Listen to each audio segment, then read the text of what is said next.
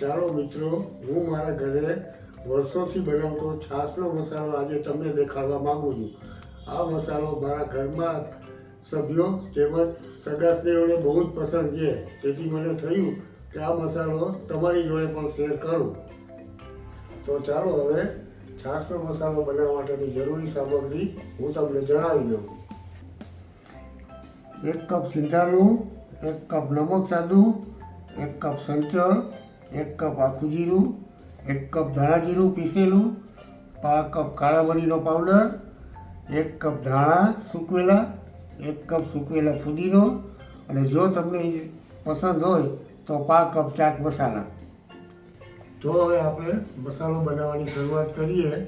તેના માટે સૌપ્રથમ જીરું શેકી લઈશું.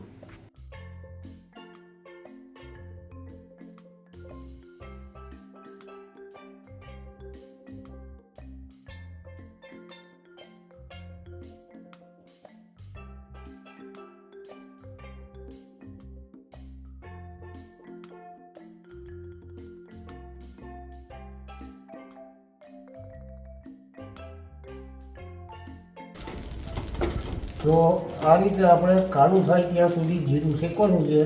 તમને એવું લાગશે કદાચ કે જીરું બળી ગયું છે, પણ આનો જે ટેસ્ટ આવે છે એ યુનિક જ હોય છે.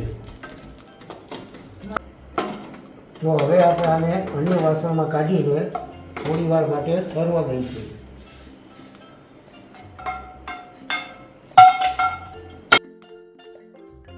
તો હવે આ જીરું ઠરી ગયું છે, જેને આપણે મિક્સરમાં અધકચરું પીસી લઈશું.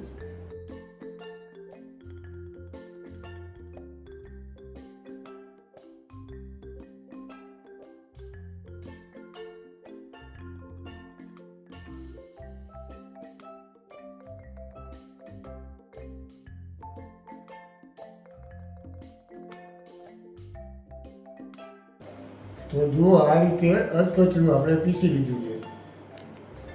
જુઓ મિત્રો, આપણે ધાણા અને ફુદીનાને મિક્સરમાં પીસીને આ રીતે ચાળી લીધેલ છે. તો ચાલો હવે આપણે આ બધી સામગ્રી જે તૈયાર કરેલ છે તેને એક વાસણમાં મિક્સ કરી લઈશું.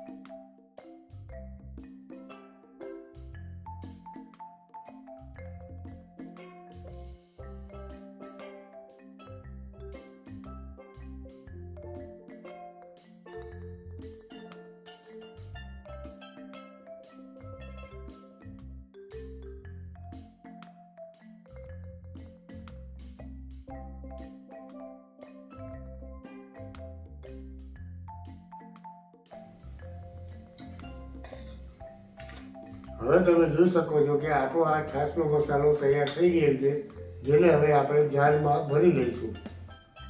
આ રીતે આપણે જારમાં છાશનો મસાલો પેક કરીને લાંબા સમય સુધી સાચવી શકીએ છીએ.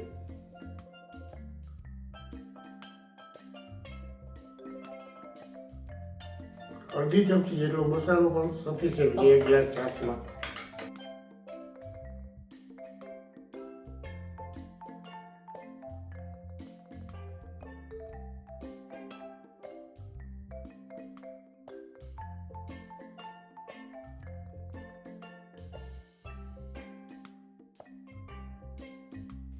આઈ હોપ કે તમે પણ તમારા ઘરે આ મસાલો બનાવીને ટ્રાય કરશો, અને પ્લીઝ અમને ફીડબેક જરૂર આપજો કે તમને આ મસાલો કેવો લાગે છે.